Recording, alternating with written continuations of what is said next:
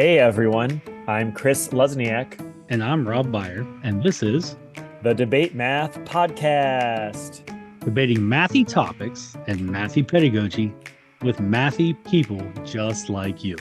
Let's get into this month's debate. Well, the school year is fully in swing for many and just starting for others. We wanted to take a break from our usual format for a special back to school episode. Here at the Debate Math Podcast, we highly value discourse in math. On the podcast, we want to elevate the voices of teachers and students in our episodes, and we also want that for classrooms. We want to encourage student discourse in math class. So for this special episode, we asked a handful of educators for their quick advice on how to get students talking in math class. We did a handful of 5-minute interviews with several educators. Please enjoy. Oh, and stay tuned to the end of the episode to hear about the online group where you can continue this conversation. First up, we have former television news reporter turned Staten Island's PS54 2023 Teacher of the Year, who loves politics and racquetball, Marcia Marbury Kilpatrick. Hi, Marcia. Hey, thank you for having me. Well, welcome to the podcast. Can you tell our listeners where you are and what your current role is? Sure.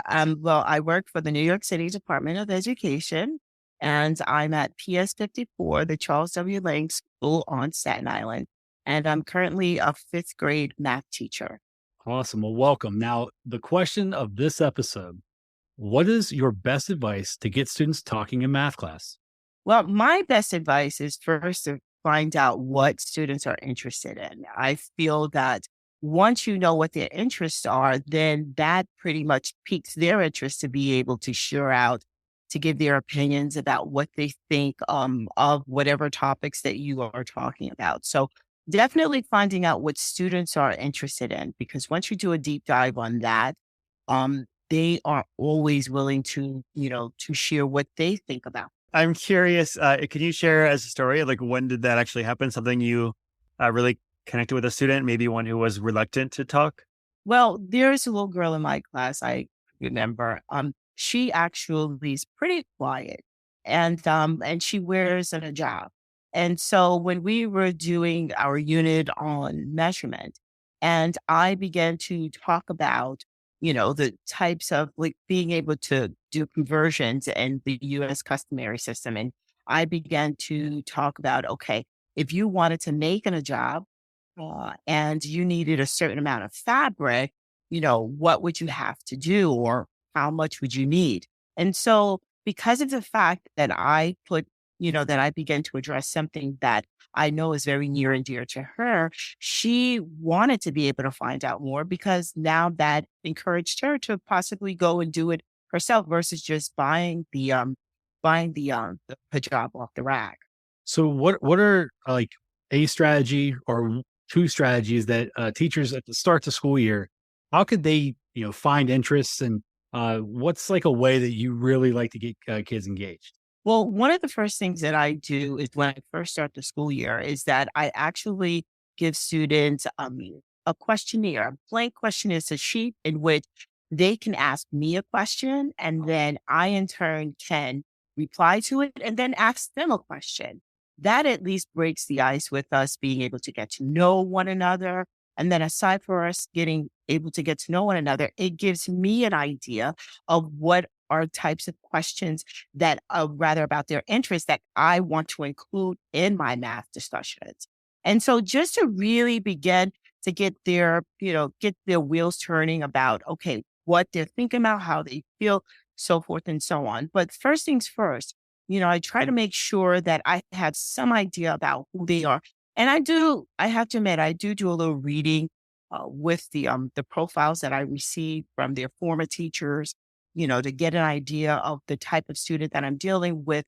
And then I also do my research, right? Because there are some things like TikTok, that's like a newer thing. And I'm not as interested in it as they are, but I definitely make sure that I find out, okay, what's the gist of it? What's popular? So that when I go to talk with them about it, I'm knowledgeable. And one, I could even have them to share out more and teach me a few things or two. because they always like to teach you as well, right? So that's pretty much what I do. Wonderful. Well, thank you for that, Marcia.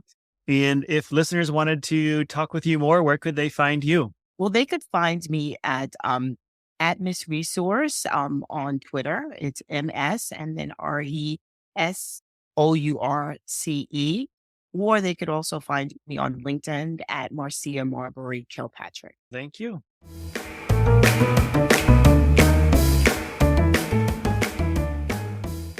Next up, we have a teacher who has published twice already in the NCTM Journal, a bride-to-be, and a hardcore Swiftie, Rachel Wimkin. Hi, Rachel. Hey. Glad to have you here. Can you tell our listeners where you are and what your current role is? Yeah, so I am with Hamilton County ESC in the Southwest region of Ohio. So I'm kind of in the Cincinnati area, and I work as a math consultant / coach. Awesome. Well, glad to have you here. And the question we're asking on this episode is, what is your best advice to get students talking in math class? So my best advice, I kind of have a couple things, mainly just because they go together. You can't really have one without the other. And to start, it's about giving students rich tasks that typically have more than one answer. We're not looking for just one correct thing. It's got multiple solutions, or we can do multiple representations. You're very infamous, which one doesn't belong, and getting students to justify why each one doesn't belong. It kind of brings in that controversy piece, which is discussed a lot on this podcast. When you're giving something that's controversial, students have different opinions and ideas, and they don't always feel like they're wrong. So it kind of helps them with that confidence piece a little bit. In addition, I also really like some small groups when they're working on things. Typically sizes 2, 3, 4. 3 is kind of my favorite, like a sweet spot. Just so that you don't have one student who's dominating that conversation, or you have that one student who's being really passive and can sit there and say nothing and let the group do the whole work for them. Having that smaller group size gives more students an opportunity to talk and to share their ideas and feel comfortable doing that. Along those lines as well, having seats that are in groups instead of rows, because when we're in rows, that's really hard to have those conversations, to turn, to talk, different things like that. So when you have them in that group setting, it can also give you desk space if you're trying to use manipulatives, tools, different things like that. You're facing one another, so that conversation is going to flow a lot easier, more naturally. Or you can have your groups up at whiteboards around your classroom. So think of your building thinking classrooms.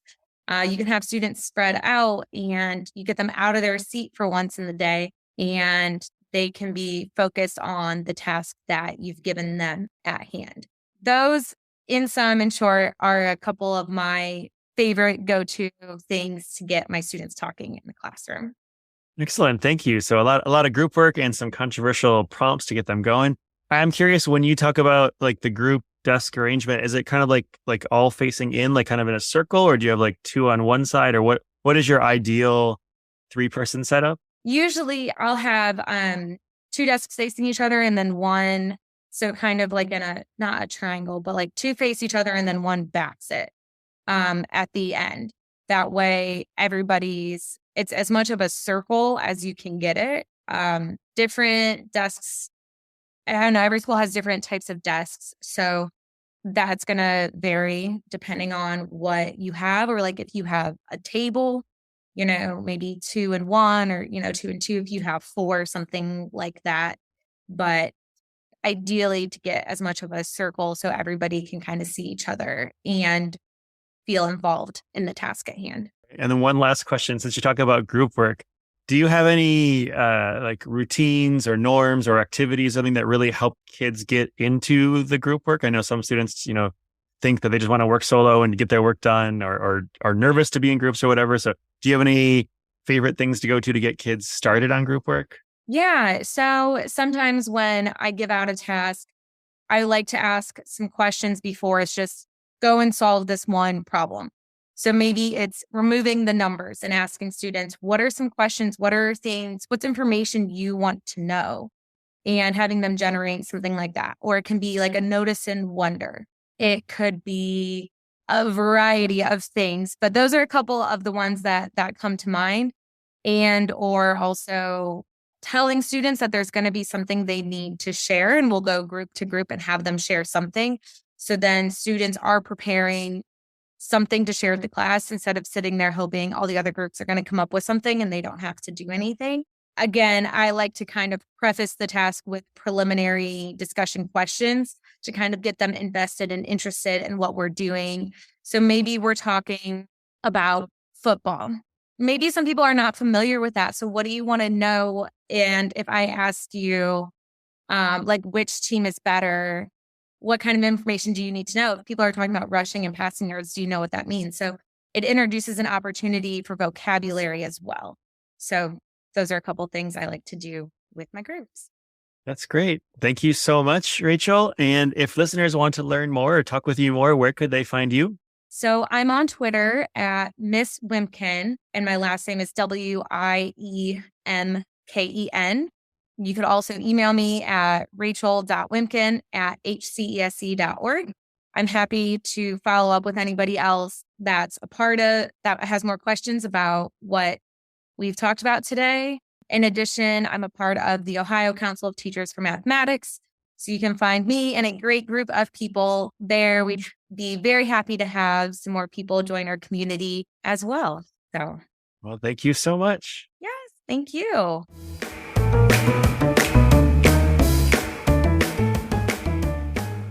And our next guest is a mathematician who is devoted to transforming how math is taught. He's also the creator of Prime Climb, one of my favorite games, founder of Math for Love, author of the new book Pattern Breaker, and I just found out an ultimate Frisbee player. It's Dan Finkel. Hi, Dan. All right. Good to see you, Chris. Good to see you. Can you tell our listeners where you are and what your current role is?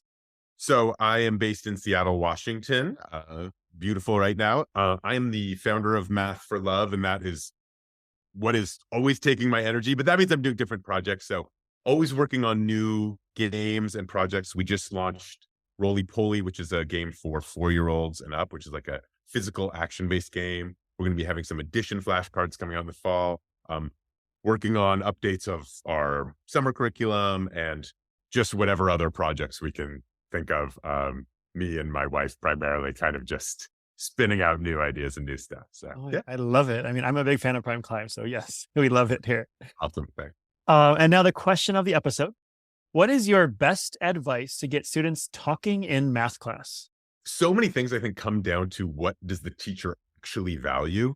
And I think that it's very easy to say you value students talking, but I think you really need to look at how your behavior supports it or doesn't support it.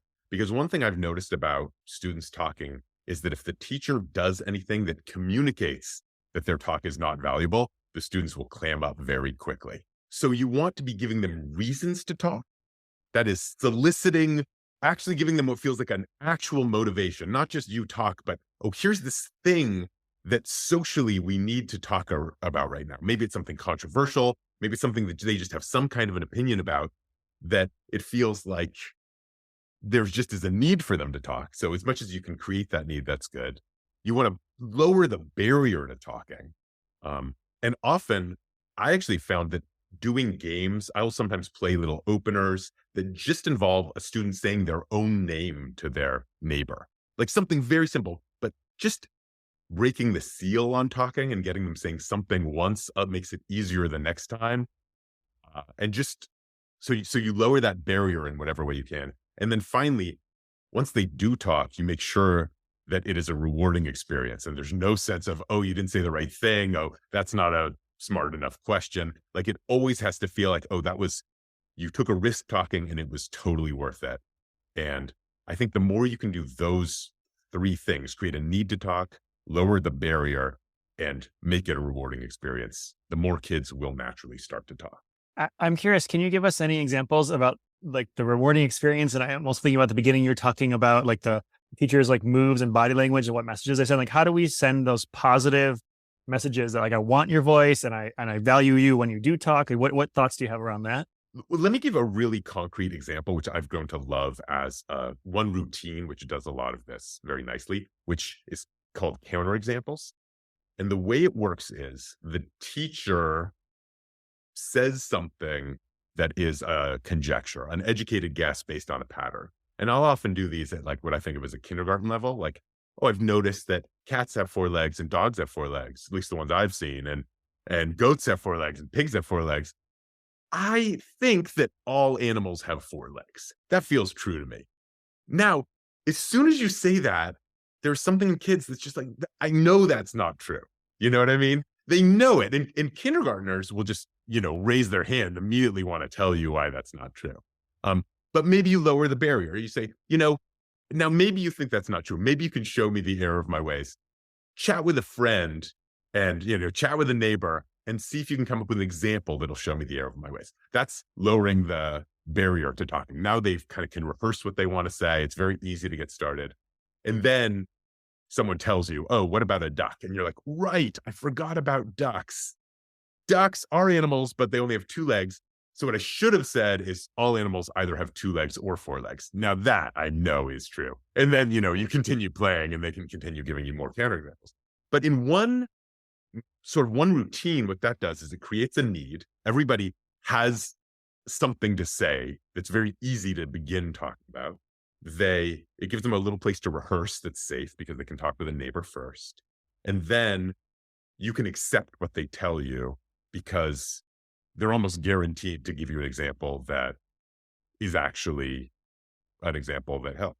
And even if they tell you an example that's not right, you can still accept the suggestion even while you discuss, like, oh, that would be a counterexample for another conjecture, but this one. But that's why I like to start with ones that are very, very accessible.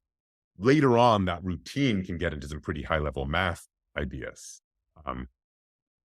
But just the willingness, there's one other thing it does too, which is it shows that it's acceptable to put forward wrong ideas in discussion to the class, and that the class is a place to throw ideas forward, even if they're not fully baked and not perfect yet, and that the class itself will refine that. And that's part of our work together. So demonstrating that as the teacher is also a really lovely thing to do. So then the students later can feel like, oh, I noticed a pattern. I wonder if it's true, without even feel like, oh, it's definitely true. So I love that as a routine. And that's one I would highly recommend at almost any grade. I love all of those. It sounds like you're really lowering the bar and making it really safe for students to enter. I'm just curious, do you have some pushback from like the shyest students out there? Is there still some? And do you have any strategies for that, or do they just jump on it? Yeah, I mean, they're definitely, there's always this question of like, is there an especially shy student, someone who like doesn't even want to talk to their neighbor? How do you create that safety? And sometimes you really need to like be noticing when that happens. If the barrier is really low, like if you have a prompt that people want to respond to and they can immediately think of something to say and they can say it to their neighbor right away, you're having a situation that is going to ensure talking happens for like 95 to 99% of the students. If you have that one especially shy student, you can kind of identify who that is, and then they can become that person who you're like, okay, now how do I help this person? Can I have a one-on-one with them some other time? Can I really give them whatever it is they need? But it is surprising if you can provide those 3 things. People do start talking, and it does, the emotional safety, the need to talk. It works for almost everybody. And then you can focus where you need to. Sure. Okay. Well, thank you, Dan, for your advice. If listeners want to learn more from you, where can they find you, or where can they talk to you? I'm at mathforlove.com is my website, and we've got a ton of stuff there. And then I'm on Twitter at mathforlove, MATHFORLOVE, and basically at every other social media at mathforlove also. But and you can email me at dan@mathforlove.com or info@mathforlove.com, or anything at mathforlove.com will get to me one way or the other. So. Wonderful. Thanks so much for being here, Dan. My pleasure.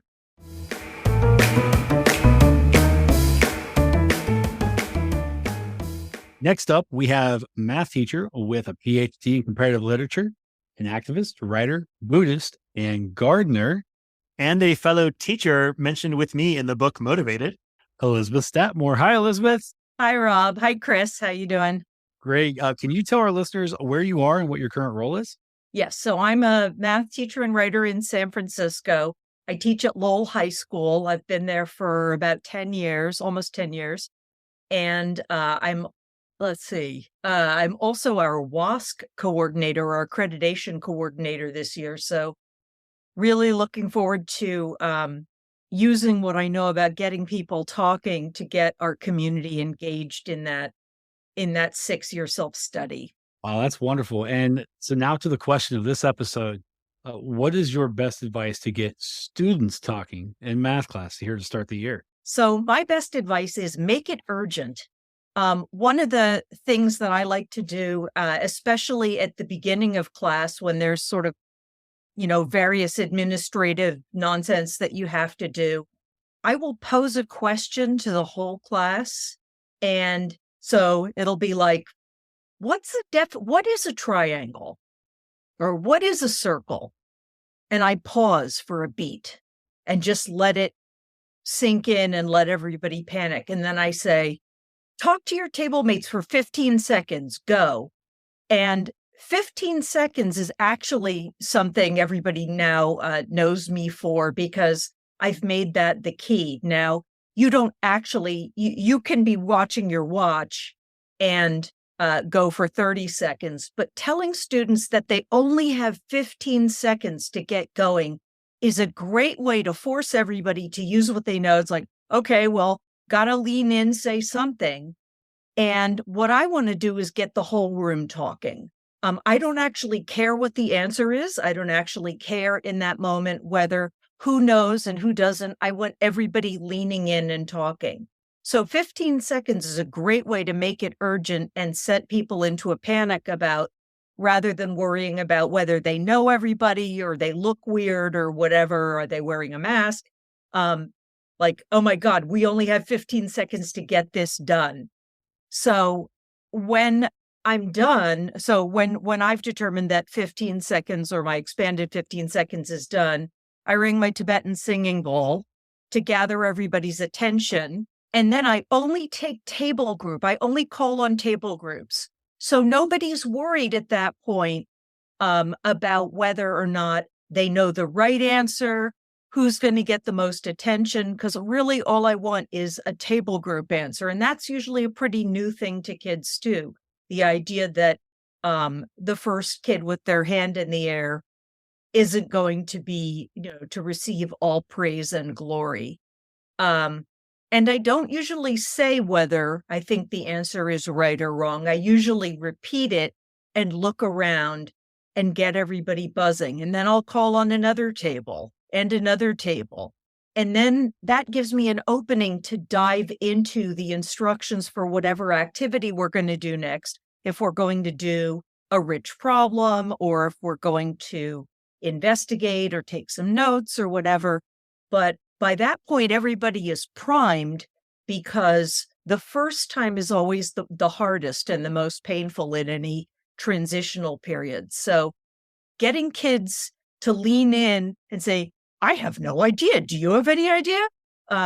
Just getting them all buzzing gets them relaxed and laughing and communicating. And then I can use other structures like talking points or debates later, because I've already got everybody primed.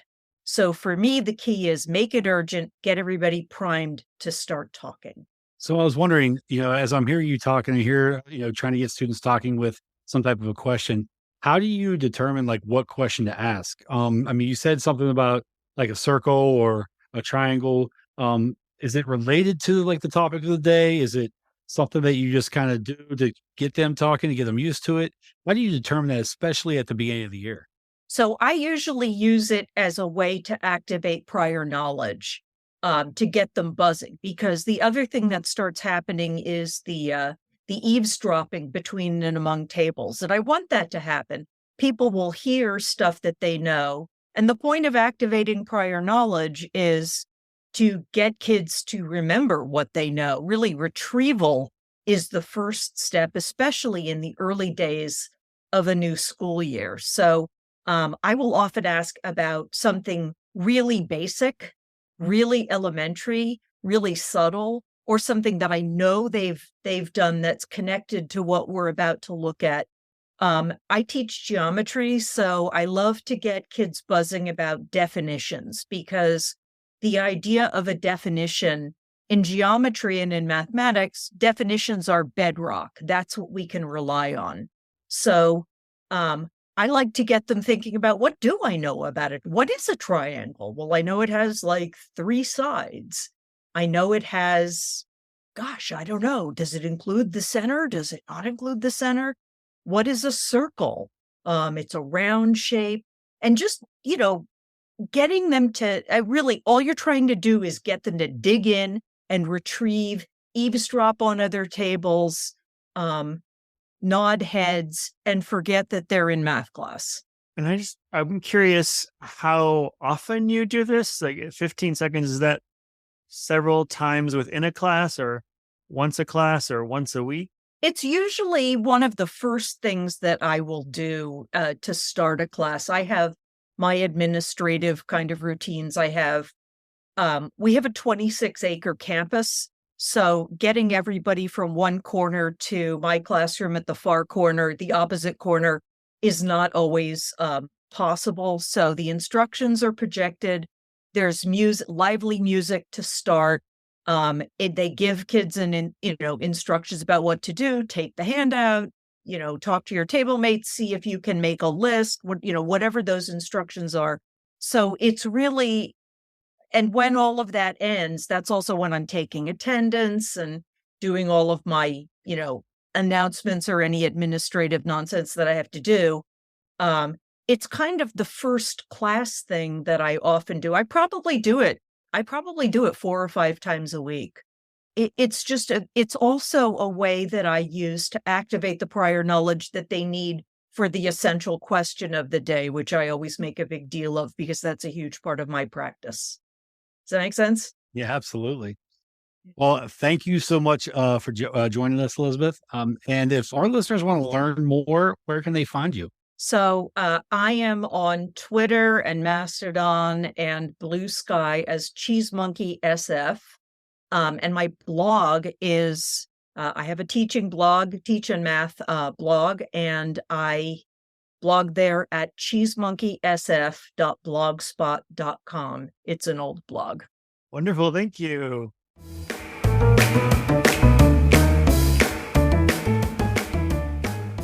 And next, we will hear from a former high school teacher, author of Building Powerful Numeracy, among other books, a fellow podcaster with the Math is Figureoutable podcast, who was also a pro basketball player in Switzerland. We'll have to hear more about that. It's Pam Harris. Hi, Pam. Hey, Chris, thanks for having me. It's great to be here. Yeah, glad to have you here. Can you tell our listeners where you are and what your current role is? Yeah, absolutely. So I'm in Austin, Texas. My current role is CEO and founder of the Math is Figureoutable movement. We've got lots of online workshops. We have the podcast. My mission is to revolutionize the way we teach math. All right. And with that in mind, the question of the episode, what is your best advice to get students talking in math class? Yeah. So if I could just ask, could everybody consider that what you do, what you kind of know, what you own is more than what you can say clearly. Like, it's hard to put words sometimes. Like, we own it, we've got it. Putting words to it is difficult. And we can put words to a lot more things than if I ask you to put it down. You've written a book, putting it down, that like it's a big deal to put what you know, what you own, to put in words, and then to be able to represent that thinking. If you can buy that, then I would ask you to consider that that's also why we want to get kids talking as they're learning, because ask them a good question and get them thinking, but then pull out those words. So they're doing something, they've got some relationships happening, help pull out that thinking, because as they verbalize their thinking, they gain clarity about what they're thinking about.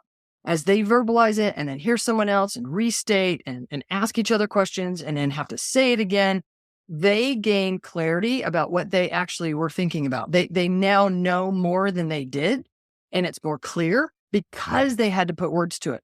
Then I'm going to put a little bit in there where then the represent. So we know stuff. say stuff, and then represent it.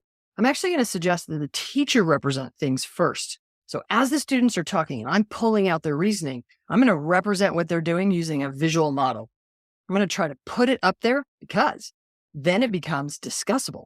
Now we can point at their thinking. We can discuss their thinking in different ways because now it's there and we can have we have richer conversations around it. So my strongest suggestion for teachers is give kids things worth thinking about. It's not about mimicking algorithms. It's about really reasoning. And as they're reasoning, pull out that reasoning, pull out that thinking, help them put words to it. Then the teacher represent their thinking so that now we can continue the conversation, point at it, discuss it, and be able to have a richer conversation. Then give them something worth thinking about again. Rinse and repeat.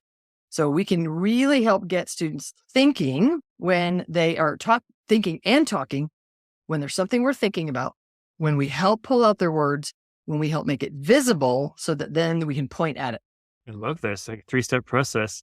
Do you have maybe just like one quick example just from a specific like lesson or unit in middle school, high school, but just like what's a good question you could ask to really get them thinking in this abstract way?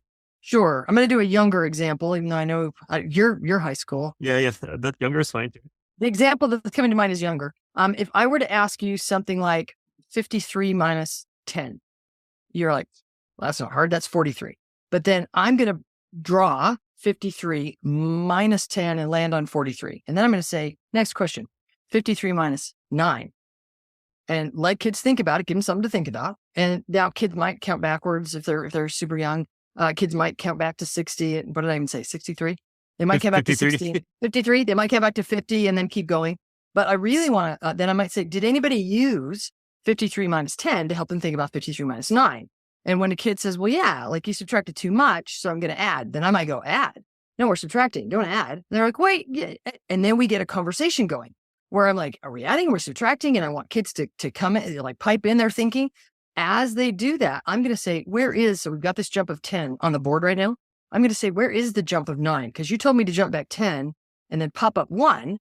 But where's the jump of 9? Oh, it's the difference between them. And as soon as I draw that difference, now I'm not going to draw it instantly. I'm going to make them tell me. Somebody's like, it's right there. It's a shorter jump than 10. Then all of a sudden they're like, oh, that's why you added even though you were subtracting. Okay. Hey, give us another one. And then I'm going to do something like 256 minus 200. Go ahead, Chris. 256 minus 200? 56. So then what's 256 minus 99? Yep. So then I'm at minus 99. Uh-huh. Oh gosh. On the spot here. See, now I should be drawing it. So 256. So yeah, I need to draw this out. 256 minus 100, you said was 156. Oh yeah, minus 100. Okay. And then add 1. Which is 157. Yeah. Bam. There you go. That would have been so much better if we actually had the visual. If I'd actually drawn it up here, then because then you wouldn't have had to have held it in your working memory. It would have just been up there. And y'all, that's one of my biggest pushbacks on people that say, no, we just have to tell kids what to do if they don't have good working memory. And I say, no, I almost said a bad word. No, because what we can do is just relieve that working memory by that represent. When I did that 3-step process, give them something to think about, pull out their words, represent it. Now it's not only point outable, but it's referenceable. And so that you didn't have to keep that 156 in your head or whatever we were. I think it was 156. You see, I can't keep it either. All right, let's check already. You could have just looked at the 156 and said, I know it's one more because we subtracted too much. So it's 157. And you wouldn't have had to keep that in your working memory. We can help kids think and reason like mathematicians in a lot of ways. But 1, pulling out their thinking, having that good conversation so they clarify, and 2, representing their thinking. So you like to have the teacher doing the representing, at least in these discussion stages. Yeah, at least at first. Later, I'll then say to kids, hey, you've seen me represent your thinking. When your brain did that, it looked like this. When your brain did that, you saw what it looked like. Hey, your brain's doing that again. Go ahead. You're like, what does it look like? And then I'll actually ask back that representation. So for example, if we've been doing constant rate of change in an algebra class and the kids are like, yeah, like it's always, and I'm representing their, like every time the time goes by, we go up the same amount, and I'm representing that at first. Later, I'm going to say, what would that line look like? Like if you've seen your brain that I'm representing, you've seen your brain visible, your turn. But I'm going to do the modeling first. I think that's, again, it's not me. It's not, careful, Wes. As soon as I said that, I'm like, people are going to hear Therefore, show kids. It's not me showing, it's me pulling out what they're actually doing, representing that, giving them a chance to see their own thinking. Often that way they can find their own errors. Wonderful. Thank you so much, Pam. That was great advice to get us going. And if listeners want to find out more, where can they find out more about you? Absolutely. So I hang out on Twitter a lot at PW Harris. You can get me at Facebook at the Math is Figureoutable page. And also, we also have a Math is Figureoutable teacher group. Lots of good conversations happening there. Instagram, Pam Harris _math. And definitely the website, mathisfigureoutable.com. Wonderful. Thank you.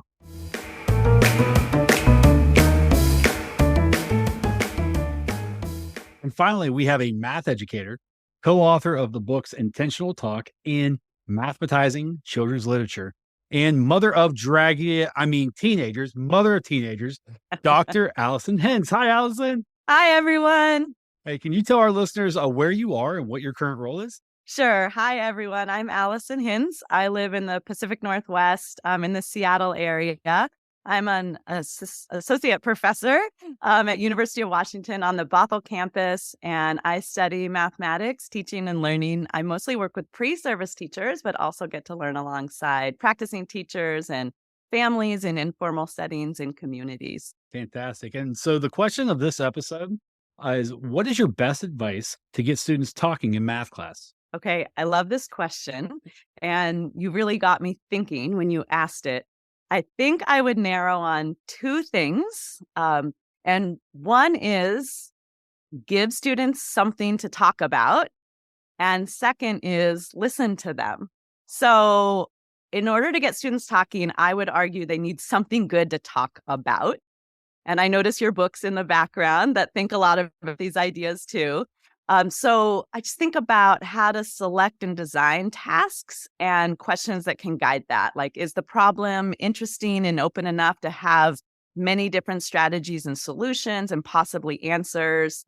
Does the task allow reasoning and argumentation to emerge? Does it have broad access so a wide range of voices and perspectives can be heard?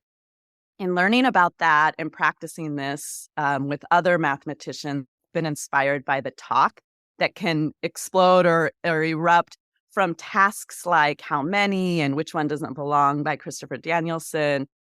There's also an article that really supports my thinking by Corey Drake and Julia Aguirre and Aaron Turner and team called Opening Curricular Spaces. And it helps us think about how to approach curriculum in ways that promote students talking and elicits and builds on the knowledge that they bring to our learning spaces. So the first thing I think about is give people something interesting to talk about. And then when we've given students something to talk about, I think it's really powerful for us as the adults in their lives to stop talking and to listen to them. And as we listen, we can ask open-ended questions to get ideas out. We can orient students to each other's thinking in the mathematics, and we can ask generative questions that promote collective sense-making. I have a really dear friend and colleague, Dr. Kirsty Tyson, and she says, students listen the way they are heard. And so now that we have students talking, we want to think about how are we cultivating deeper listening in our learning spaces. And the reason this really matters is that we want to have broad participation where all students are positioned as sense makers who belong. And we have to think carefully about the tasks being meaningful and relevant to students' lives, whose stories are told and considered in our spaces, whose ideas are taken up and valued, who's positioned as a knowing contributor. And we make all these decisions as the educational leaders in learning spaces. And so I think if we want students to talk, we have to think about what are they talking about and are they being heard? Wonderful. I love that part about listening and really like kind of modeling it as a teacher. Like we're listening and we want them to listen. That's great. I'm curious for teachers out there who are listening into this, any advice about you have this student that's just so shy, so nervous to talk, and you just, as teachers, we want everyone to participate and also feel comfortable and safe. So how do you balance that, or how do you encourage the shyer students? Yeah, I love that question. That's me in a lot of learning spaces, living inside that and doing a lot of interviews with students who are particularly quiet in learning spaces, I've learned how active participation is as a quiet student. I got to sit with many students whose form of participation is active but quiet, and rewatch videos of them participating in classroom discussions and invite them to pause the video at any time and talk about, what were you thinking when this discussion was happening? And so they would pause the discussion and say, here in this moment, Rob is telling us that he's thinking about this, and Chris is adding on that he's thinking about this. And I got to learn that quiet students are so actively participating and have really important ideas. And that part of our job is to help amplify their voice in ways that work for them and ways that position them as really important contributors doing important work in our community of sense makers. And one of the students that I learned with, I'll call her Nora, I knelt down next to her during a discussion. And I said, I can see you doing that. I can see you where you're following along. Is there anything you want to share? She didn't, but she said I could share her idea. And so then I said, okay, I want to add in something here. Nora's thinking about this. And so you kind of like expand their voice and start bringing their voice in. So I think a keen eye of watching for active participation through listening, recognizing that listening is an active form of participation, and extending people's voices for them to position them as someone who's bringing really important ideas to our community, and start to help them see themselves and be seen by others as someone with really important ideas to be heard, and start to build in space for their voice to be a part of our discussions. Wow, yeah, that's wonderful. I hear a lot of, the listening and then trying to get everybody involved. And so I was wondering, for the final question, if we have new teachers coming into, the profession, or teachers who have never really experienced how we can get students talking, because we know it's like it turns into a culture, right? Yeah. Like within the first days of school, like what we always say the first 10 days, what are some Yeah. things that they could do to try to help cultivate that culture of getting students to talk and the listening? And like, what are some key tips there that we could, share with them as they try Yeah. to venture into this journey? That's an awesome question, because facilitating open discussion and lively discussion is really challenging work. And we know that the teacher's role is active, but we're not controlling everything. And so we have to have embrace the messiness. And I think using a really open-ended task that'll get people talking is a quick success. Like with my pre-service teachers, when we go into classrooms and practice facilitating math talk with students as new teachers, an open-ended task that everyone will have an idea about is really helpful. So toss up which one doesn't belong and get people talking. And then have a small list of questions that you can tweak and make your own that helps you think about what you might say in the moment. And even if it's something like, who wants to add on to Chris's idea? Who has something to say about this? Repeating, I hear you saying that you think this. Who wants to respond to that? You can have some really like open-ended, broad questions that you can use in almost any situation that gets people talking and gets you putting it back to them to get their ideas out. And you don't have to know the perfect thing to say. You can even just say, what else? Or who wants to add on? And just keep people talking. And you can keep repeating their ideas and keep getting it out. And then the students start to take it and own it. And you can listen more deeply and follow up. Wonderful. Thank you so much, Allison. So glad to have you here. If our listeners want to reach out to you or learn more about you, where can they find you? Oh my gosh, I love that. So on Twitter, I'm at Allison Hintz 124. And my email is ahintz, which is HINTZ, at uw.edu. And I would love to hear from people in any way, because I'm learning these things too. And I want to learn from what you're trying and really awesome things that your students are doing. So thank you so much. Yeah, thanks, guys.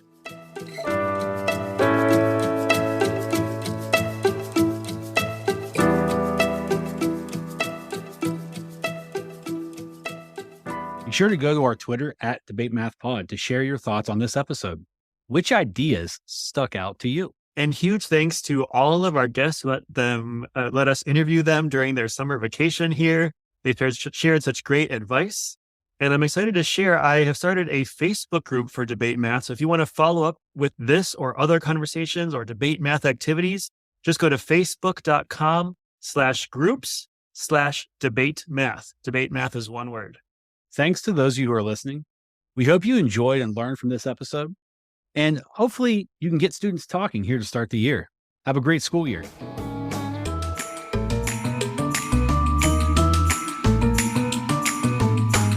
Want to learn more about incorporating debate activities into your math classroom? Go to luzniak.com/podcast to sign up for my mailing list and get your first set of example debate activities you could use with your students today. Go to luzniak.com/podcast.